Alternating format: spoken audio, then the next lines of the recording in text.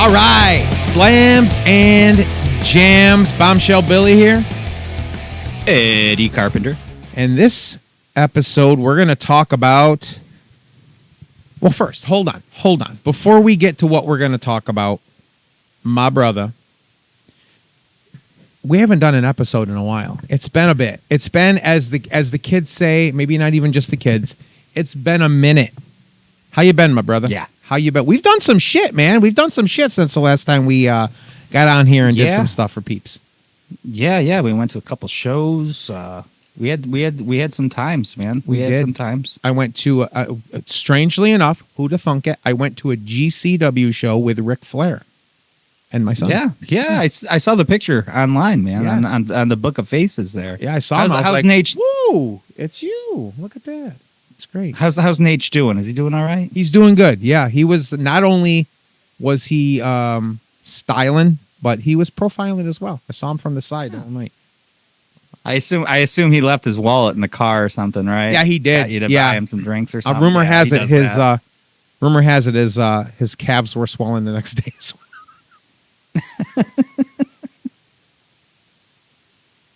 Anyways, I picked up a little something, as did you. We were told about this. I was told about this by our good friend and alcohol connoisseur Sean Barr. He told us it was finally available locally. So you went and got it, and then I went and got it. And in case y'all are wondering what time it is, it's cold gin time again. The Kiss branded. Oh, yeah. I got the cold gin, New York style, premium distilled gin. 40% right there. What else? You got this one, right? And you got other stuff, too. What else did you get? You got some rum? I got the Detroit Rock City rum and the Black Diamond rum. Nice. Yeah. I got cued onto it, and I immediately sent the photo that I received to Carrie, who in turn did a U-turn and went right to the liquor store to buy it. Was it around the corner? Yeah, around the corner at the liquor store. Nice. She said the cheapest stuff is all she needed, but they convinced her to buy the Kiss stuff instead. That's perfect. Yeah. Right. Excellent. Got her back on her feet again. Nice. I like that. Yeah. Good. We keep going. I know, right? Anyways, so let's get into what we want to talk about. We've been wanting to do this one for a while. I like to fantasize about wrestling, you sick mother effers. And I like to think about matches that never happened, but could have or should have. Dream matches, dream pro wrestling matches that never happened, but probably should have, almost did, but didn't. So you have a list. I have a list. I have a feeling some of our lists are going to maybe meld together a little bit. Yeah, there's no way Eddie, they wouldn't. What do you got? Yeah. See, told you I was going to start. All right. I'm going to, I got a lot of main events here. Obviously, a lot of them are going to be, so I'm going to kind of put them in an order where if I were to have some sort of super card per se, I'm going to start from the bottom of the card and work my way up. Okay. Not to say any of these are, mid card or low card performers by any means, but we'll start with one that I talked about a long time ago that we never got to see and I thought would be great, was the 4 horsewomen of the WWE versus the 4 horsewomen of the UFC, because at one point we had them all in the company at the same time. And I really would have loved to see a 4-on-4 confrontation between them, maybe as a Survivor Series match or even maybe a War Games match. Yes. So you have Bayley, Charlotte, Sasha, and Becky, the WWE 4 horsewomen. And then, forgive me because I don't... It's Ronda, Marina Shafir, Jasmine Duke, Jessamine Duke. Yeah, is that her name? And I don't remember the name. Huh? Who's the other girl? Shayna Baszler. Shayna Baszler. Jesus Christ! How did I forget Shayna? Yes. Shayna's won a Shayna won a belt on the Indies I saw recently, so I hope maybe she's going to try to catch up to Sash. Yeah, she's been doing a lot of indie work lately. It's good to see her out. Yep, and I think she's still working with WWE behind the scenes, maybe as like a producer. I never heard of her getting fired, so I was really confused by all that. Yeah, it's weird. But yeah, the horsewomen 4-on-4. I don't know, baby. I don't know about like a War Games. I don't know if that would. But yeah, but that's definitely one that I know you mentioned before. I know people had talked about before because you had them all there. I mean, I don't know that. I don't know that anyone but Shayna and Ronda. I don't think Marina and Jessamine were. I don't think they were signed per se, but they were there and they could have got them. They could have booked them for the match at least. You know what I mean? Right. And as far as like War Games go, like you'd have to have like one great storyline. A lot of drama building up to something like that. It would have been a huge storyline, and if anyone, I just assume it would be. Yeah. For sure. Oh, that's a good one. That's definitely a good one. Yeah.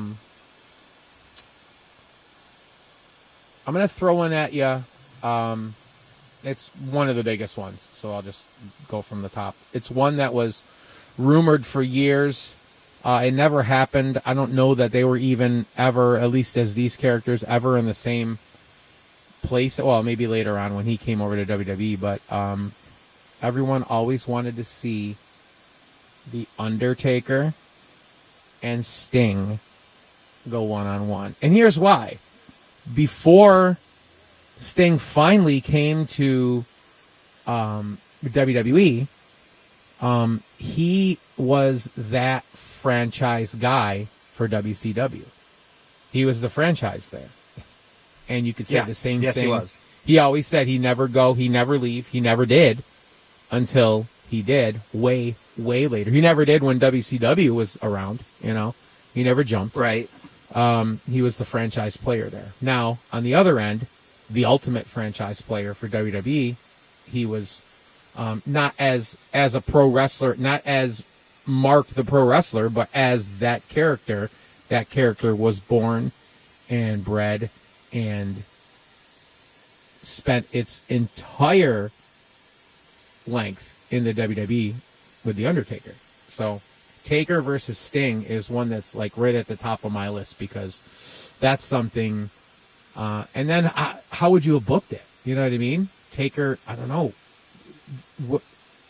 If it would have happened, if it would have happened before the streak was broken, Sting would have been. And I know Vince McMahon never would let a WCW guy, probably even obviously win since Triple H had to go over when he wrestled Sting at WrestleMania. But can you imagine Taker still having the streak and Sting being the guy that ended the streak? Holy shit. Yeah, it would be. And sadly, I feel like there wouldn't be much build up either.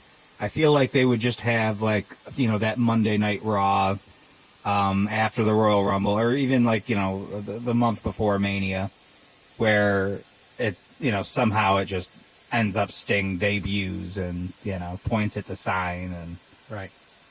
That would be it. Just they wouldn't need a build up for that. There's been a build up for 20 years, right? For Christ's sakes, They don't even have to just go ahead. I'm sorry. Yeah, I probably exactly what you were about to say. They would just need to do it, right? Just advertise it. Yep. That's all you got to do is put it on paper, and they wouldn't have to even talk to each other. They wouldn't have to have any personal feelings, personal drama. They wouldn't even have to have the. Oh God, how would they do it without the dreaded contract signing? Yeah. I like how they do the contract signing sometimes the night before the match. And they do that with Cody and Drew the night before the contract signing. So you're telling me that you didn't even have this match on paper? You didn't even officially have this match? I love it when they're like backstage talking about the pay-per-view and they're like, well, I'm going to wrestle hell. I don't know. It's already signed. And like 3 weeks later on SmackDown, they're signing a contract in the ring. I'm like, I thought you said backstage 2 weeks ago it was already signed. What was signed? Yeah. What did you sign? Crazy. What else you got? Yeah, that's a good one though. The Sting. And the same which is really funny because I did not. Oh yeah, I did. He was my number one. I didn't scroll back. Because I got a lot of ones that I think I might jump off of. As you said, Taker and Sting. Mm-hmm. How about Sting and Ultimate Warrior when they were in their primes in, like, say, like the early 90s? I like that. I think that would have been cool. You That's know, I mean, 10-year-old Ed in 1990 would think that was the most incredible thing in the world. I mean, today, you know, you probably... it'd still be cool to you know, bring me back to my childhood to that. No, I'm not going to sit here and say it's going to be the greatest wrestling match of all time or anything, you know. It very much has the same flavor as Hogan Warrior WrestleMania 6. Right. But still, it's one that no one got to see, and they were kind of equal parts on opposite playing fields at the time. And what's the big story behind that? What would be what if they did a build-up and they did an angle with them and they built it up like WWE would? What would be the big thing they could play off of? No, they're the Blade Runners. That's right. They used to be a tag team. Started together. Yeah. Yep. One went one way and one went the other. Rock. I believe Ultimate Warrior's name was Rock. Blade Runner Rock? Is that Rock and Boulder or something like that? Guess no, I think he was Or Sting. Laser? I think he might have been Sting. I don't think it was. I think it was Laser. We probably should have looked it up. Yeah, we should have looked that up. We're not going to, though. The Blade Runners. They were in Mid-South Wrestling, and they were the greenest green boys in all the land. Yeah, they were trying to replicate the Road Warriors, I think, was their plan. And, big time, yeah. Yeah. Whatever happened to them, by the way? Too bad they couldn't get this whole Blade Runner thing off the ground. They just, like, disappeared into obscurity. Yeah, that's too bad. It's too bad. Too they had great mascara going. Here's another one that a lot of people talked about. Before I tell you what it is, I got to tell you, I was... let me clear my throat for a second. I was going through my bag in the back, and I found a can of whoop-ass, and it had Hulk Hogan's name on it. Yeah. Hogan, Austin. That would have been money. Yeah. Hogan, Austin, man, they could have done it. They had chances, but I think by the time, I don't know. Why did the stars not align with that? At least somewhere they were obviously in WWE together because that exact moment when at the Hall of Fame there, you know, Austin came out. Yeah. Hogan WrestleMania 18. It was Austin versus Hall and Rock versus Hogan. Yeah, they were in the same building. Yeah. Missed it by that much. They could have just done The Rock against Scott Hall. Yeah. And then now let me ask you this. Let's just say they booked. It's a great actual question. Let's say they booked that. Let's say it was, instead of that match, the iconic match that was, let's just say it was Hogan, Austin. Do you think that would have... It's hard to say because now, you know, do you think that match popularity, the lore, the legend of it would have been bigger as we sit here now than Hogan Rock? And maybe it's an unfair comparison. It's kind of hard to maybe compare it because that didn't happen. And then, I don't know. What do you think? Do you think it still would hold up? And, like, I can still go back and watch that Hogan Rock match to this day and still love it and still get goosebumps. I think Hogan and Rock had similar polarities as far as... I don't know if that's the word I want to use, but I think, like, they kind of had the same baby face kind of character for their time period. Like, Hogan was the big baby face of the 80s, Rock was the big baby face of the 90s. Austin was a badass baby face. He was a rebel, yeah. Yeah, you know, kick ass, take no names kind of guy. So I think the characters between Hogan and Rock gelled together a little bit better than Hogan and Austin would have, I think. But then again, Austin Rock was pretty awesome too. So maybe it would have worked. I don't know. That's a tough question, man. You were there for it. Yeah. Let me ask you this, and we may have actually touched on this when we talked about you being there and talked about this match before. What do you think? Was the... Did they switch it up mid-match? Was Hogan meant to play the heel through that match? Was Rock meant to play the face and they switched it up because of the crowd response? Or do you think they knew that the crowd would be like that, so they planned that ahead?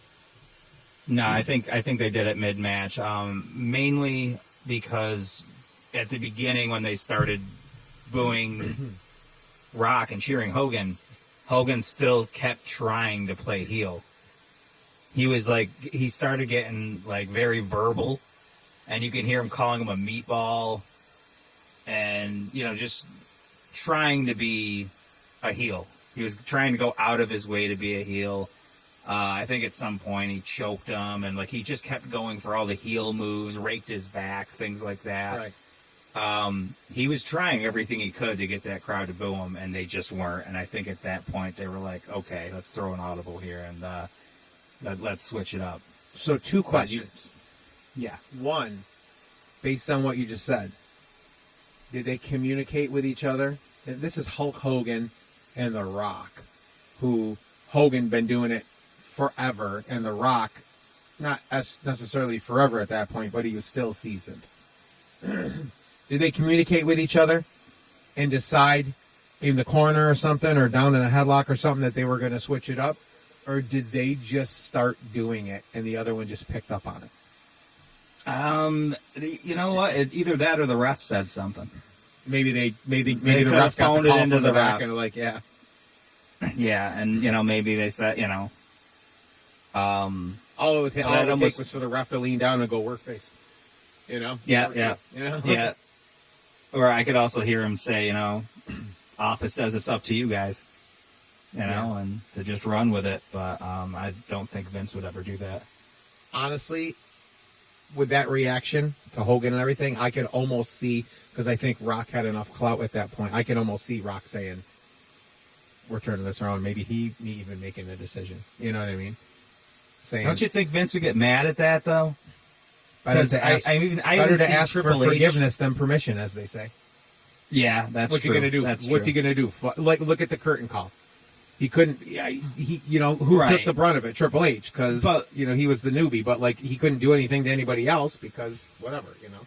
But if we're talking a WrestleMania match here, where the outcome, based on whether you're a heel or face, that and the outcome could shape the entire year of your entire company.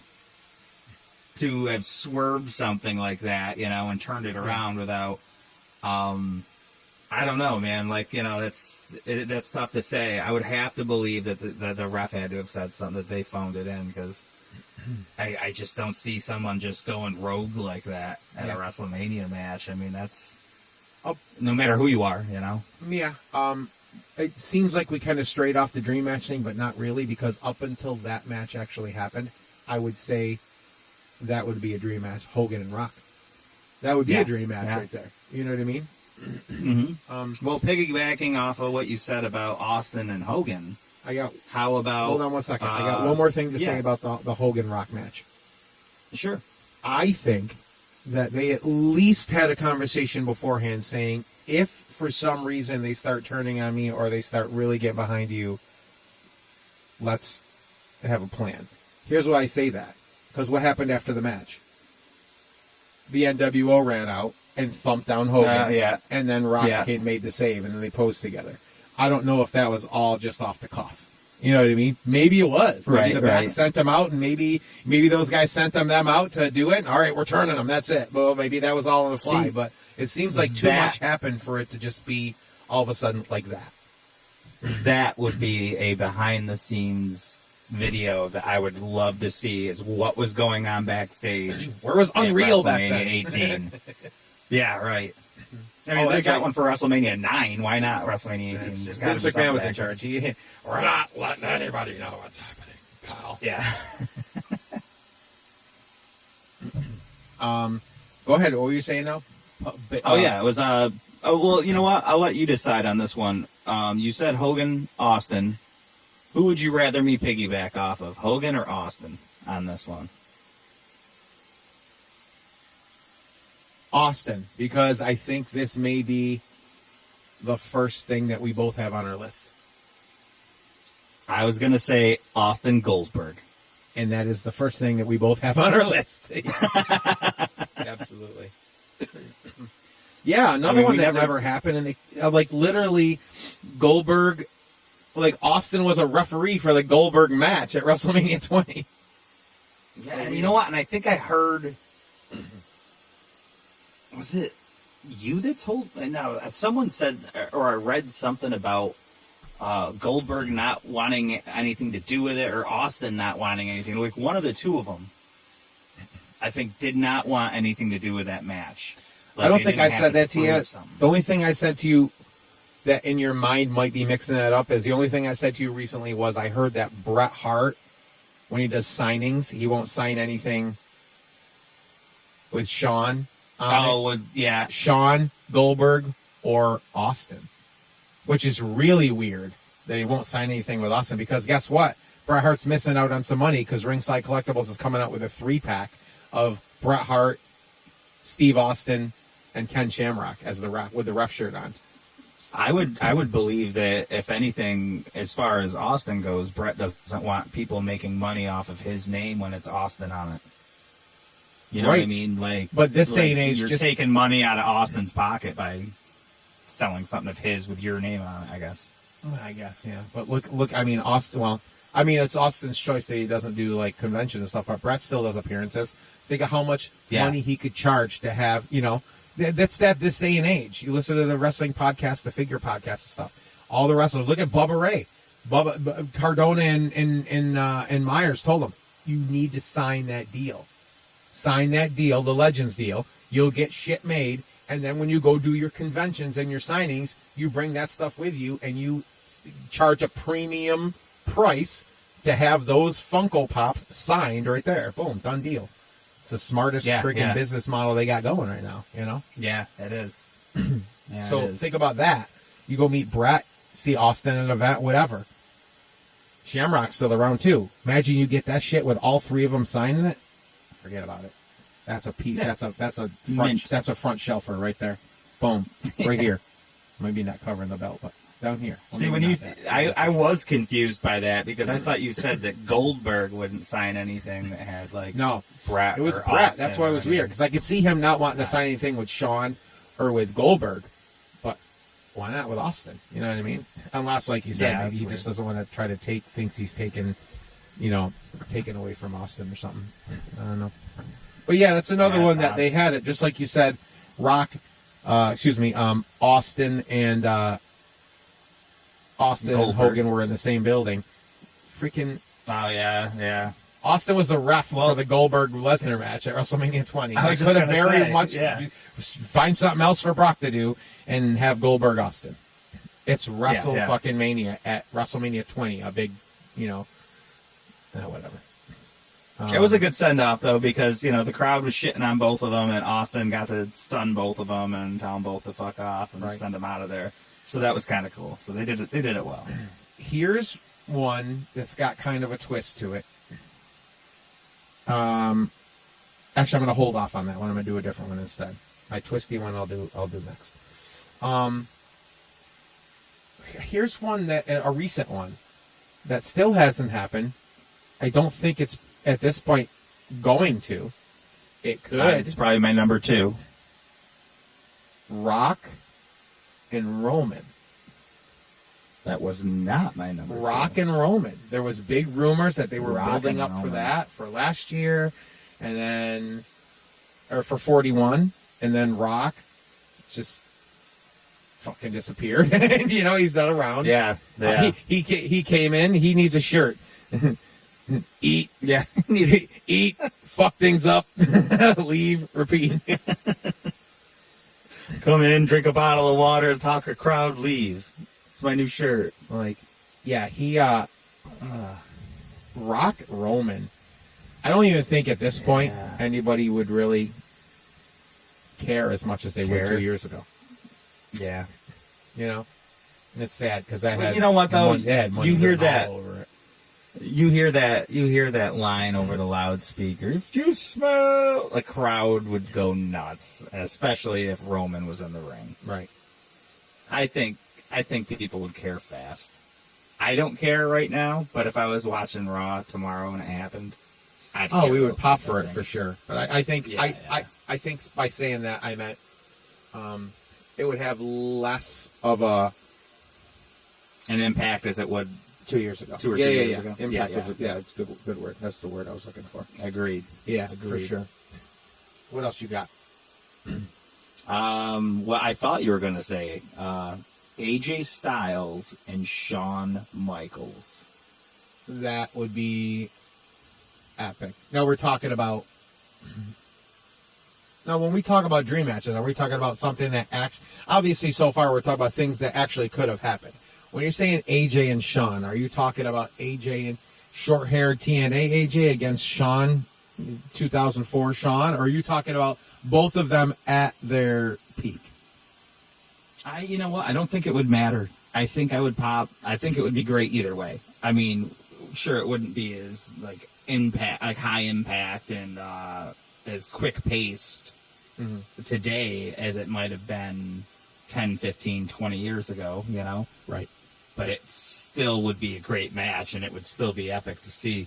And I did hear at one point that AJ did talk to Shawn about it. And, and Shawn just said, I would have loved to do it, but I just don't have it. I don't think I'd be able to give it what he deserves. Right.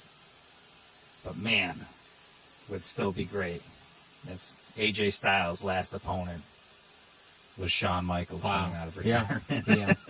Can you imagine? I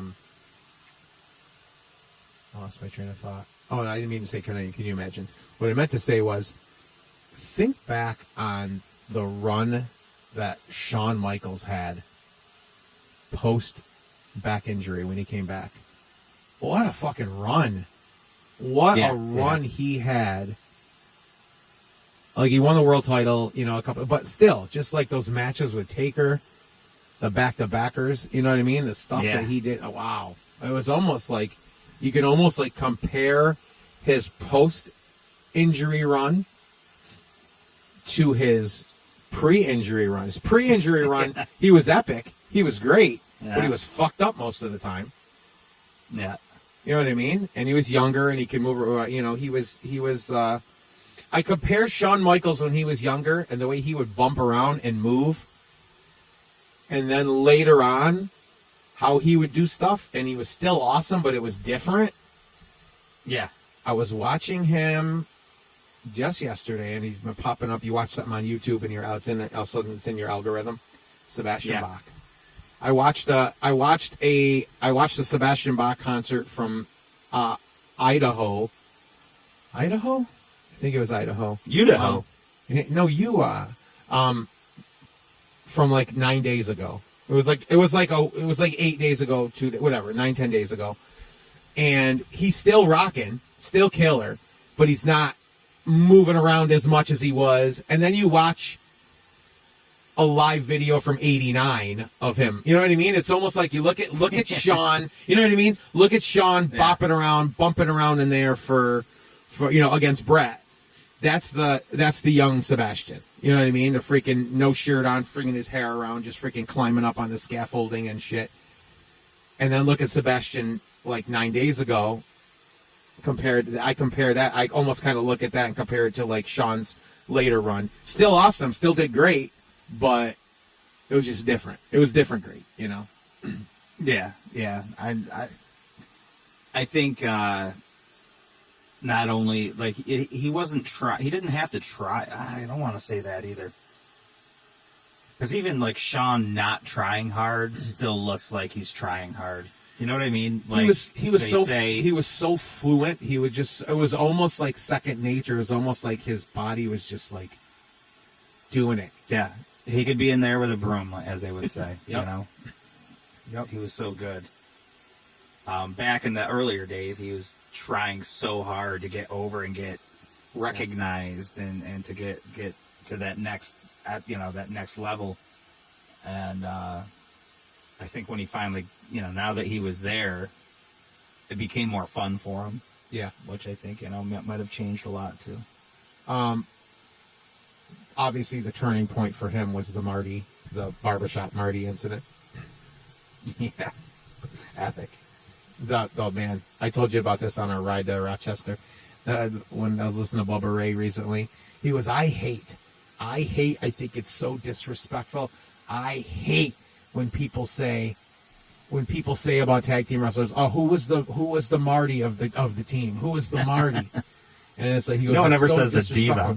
He goes, I actually played upon that one time when I was feuding with Devon in TNA. And I said, you know what?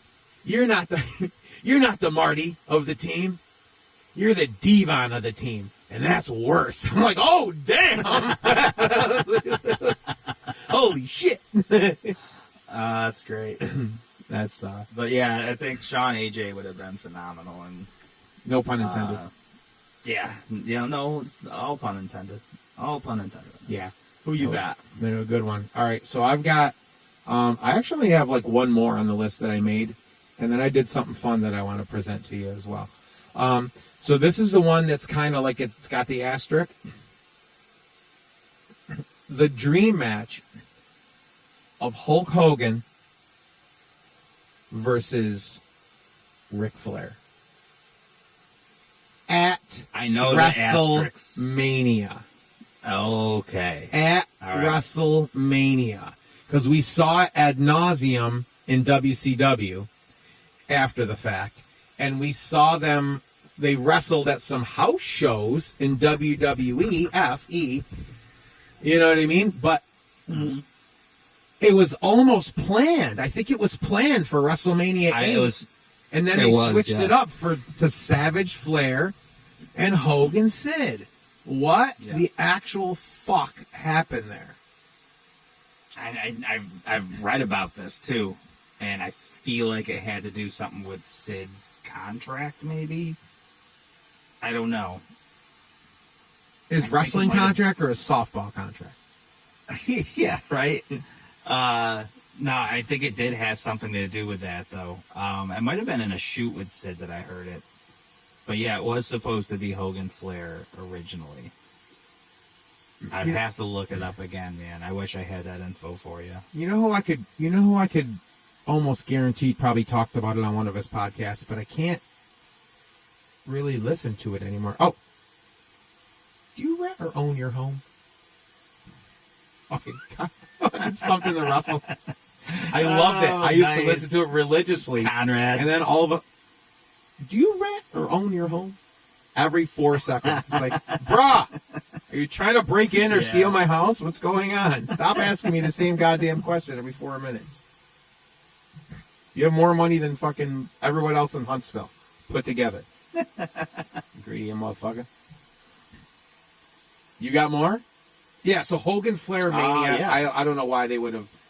It's just crazy that they didn't. I just looked it up, and it just says because of poor results from their house shows and concerns that their chemistry would be off because of their egos. So I would, ascertain that their egos were off at the house shows. That's crazy. And weren't letting either one of them letting the other probably getting anything in or getting anything over, and looked like shit. That sucks. Yeah, I do got more. Speaking of Hogan, brother, Hogan Cena. Think Cena. About it. Okay. The each guy for their time period was like the role model for children. Yep. And for years, neither one of them turned heel. They rode that face wagon all the way to the bank. Yep. And you know what? And it's like funny. They were Cena, no pun intended, never gave up. But he, even when the fans were booing him, he embraced it. Yeah. You know, I like it. John Cena sucks. You know what I mean? He would play along with it. Just like Kurt Angle. You know, you suck. All right, yeah. But Hogan, finally, you know, when he went with the NWO and stuff. But you're right, it took forever. Yeah. So they were very paralleled. And they were the flagship of their brand for the longest time. The catchphrase, say your prayers, eat your vitamins. Never give up. Never give up. You know what I mean? Yeah. They were there for the kids. They were there forever. Cena was our, today's Hogan, so to speak. You know? Absolutely. And then today's Cena is what? That's a good one though. Hogan Cena, and Cena's got some, he's got some mass on him too. You know what I mean? So he would have looked good in there with Hogan. That's a good one. That's a really good one. Yeah. What else you got? My list is done, and then I got a little fun. All right. Yeah, some more here. All right, this would be a purist's dream match, at least for me. Bret Hart, Kurt Angle. Interesting. Bret Hart, Kurt Angle. Did they never wrestle? Never wrestled. Really? Yeah. Bret was going to WCW right around the time. Well, actually, well before.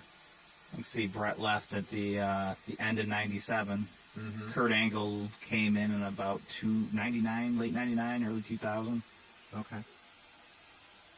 They never got into it. Wow. That would be a wrestling dream match. That would be awesome. That would be great. Purest dream match right there. Technical war. Technical war. I like it. I got a couple just side ones here. This is so fucking Rey weird. Mysterio and Penta. Rey Mysterio Jr. versus Penta. Okay. It may have happened in AAA. I'm not sure if it did. But if you were to have that today, I think the crowd would lose their minds. Especially after seeing Raw this past week with Rey Mysterio coming out. He still got over. Still popped huge. I heard he came out. I totally fell asleep and missed the whole thing. But I heard he said something about Eddie, and Dominic said, "Don't talk about my father like that." Yes. That's great. And that brings me to my next one. Oh, boy. Dominic Mysterio versus Eddie Guerrero. Oh, there you go. There you go. That would be awesome. And then I had Seth versus Kenny Omega. I'd love to see that. Nice. I'd love to see that. I think that would be great. And that's something that could still possibly happen, Can't really categorize it as things that we didn't get because we don't know yet. We might actually get that, down the line. We'll check them off our list. That's right. Right. We'll it off the list if it happens. But one we couldn't get, it just isn't going to happen, would be the Midnight Express versus FTR. Nice. I thought that would be great. Or even Rock and Roll Express versus FTR. Or even the Brainbusters versus FTR. I think either one of them, would be really cool. That would be amazing. Yeah. Poor FTR, man. Yeah. I am a big mark for them. So they had something going for the longest time, and then all of a sudden they didn't. Then again, when they were in the WWE, they were shaving each other's backs and shit. So, and buying each other Starbucks. You got more? Your heroes. That was the end of my list. I like it, man. I like Seth and Omega. That's good, dude. Yeah. Now you got my mind going. So as you know, because I told you, I went on ChatGPT, and it's fun to do stuff on there, which is to see what it says. And I typed in, create me the ultimate dream card for pro wrestling of matches that never happened but should have. And then ChatGPT came back at me, and you'll be very interested in part of this here. Event, Slams and Jams, Collision of Eras. Or errors. Errors. Venue, what venue did they pick? Come on. It's Madison Square Garden. Yeah, Madison Square Garden. Attendance, hold on. It's ChatGPT. Madison okay. Square Garden. So- Attendance 101,000 people. Standing room packed. Yeah, standing in the parking lot. Standing in the city of New York City. Standing in Times Square. They even picked the commentary team. Jesse Ventura. Jim Ross, Bobby Okay. Heenan, Oof. and Mauro Ronaldo. Nice. I Yes. like it. Mamma I like it a mia! Holy shit. Match 1. Opening Mayhem. The Hardy Boys, as the year that they came from, too. The Hardy Boys, 2000, versus the Young Bucks, 2020. Fun fact, that match actually happened already. That happened in Ring of Honor, I think it did. You want to know when they wrestled each other? The night before. WrestleMania. They came back to WrestleMania, yep. The I night before remember that. that. Because that's The why everybody was ladder like, match, too, huh? oh my god, they just wrestled the Bucks last night. Yeah. It was like a ladder match or something. Oh, I'm sorry. Tag team ladder match. This says right here. The ultimate high-flying spot fest clash. Matt and Jeff versus Matt and Nick. Poetry in motion meets super kick party. Tables, ladders, chaos, and respect. Okay. Match number 2. The Beast versus the Animal. And I'm pretty sure these guys have wrestled before, right? Here, I'll give you a hint. They came up together. The Beast. Who's the Beast? The Beast? Brock Lesnar? Yep. Against the Okay. Animal. Oh, yeah, and they did. Yeah. They did wrestle each other. In Ohio Valley? OV-Dub? Yes. No, what was the one before it? No, it was Wasn't there OV one before? It was OV Dub. OV-Dub, yeah. Yeah, because Cornette was there with him. Yellow Ropes. You're thinking yeah. of FC Dub. That was before. Or that maybe FC Dub was after. After, yeah. After, yeah. Deep South was before, I think. Deep South, then Deep OV South. Dub, maybe? Was it? Yeah. Two unstoppable powerhouses in their prime, raw strength, intensity, explosions, and superplexes and spine. We don't need to read that. The descriptions are stupid. Match 3. Word for word, I'll read this. Match 3. The technical masterpiece. Kurt Angle, 2002, versus Bret the Hitman Hart, 1994. When you said that, I'm like, Called it! I called this see that shit! in there? Hold on. And a submission match. Oh. Pure Wrestling Clinic, Angle Slam versus Sharpshooter, a storytelling masterclass with chain wrestling and counters galore. Pure stream match. Okay, I don't know I don't know what to say about this. Match 4: Brothers of Destruction versus The Dark Side.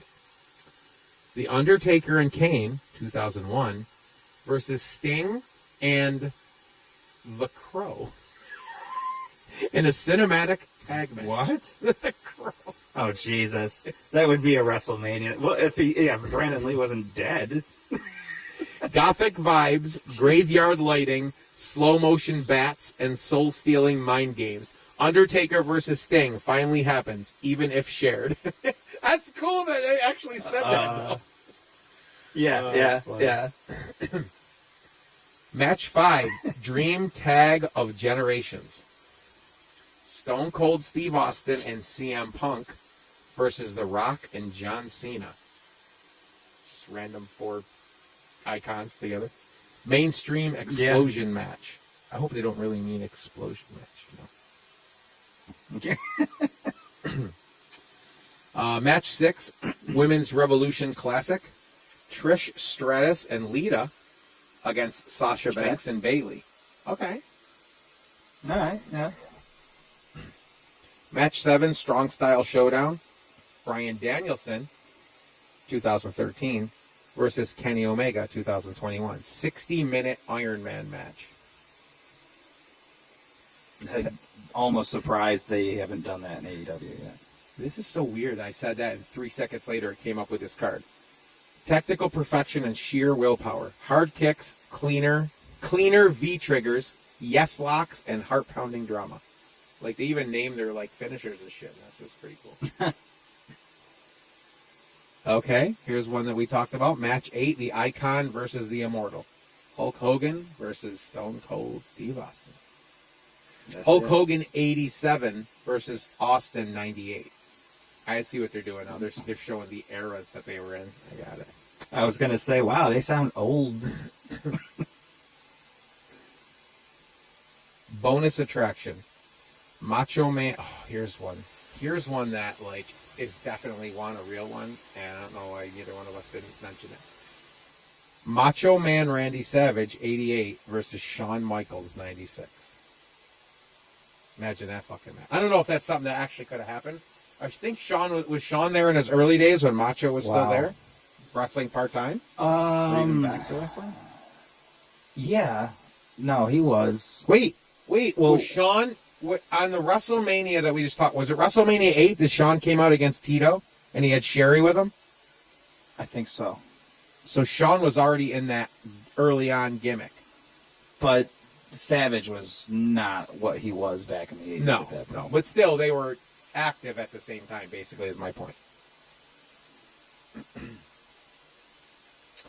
Hold on. Main event of main events.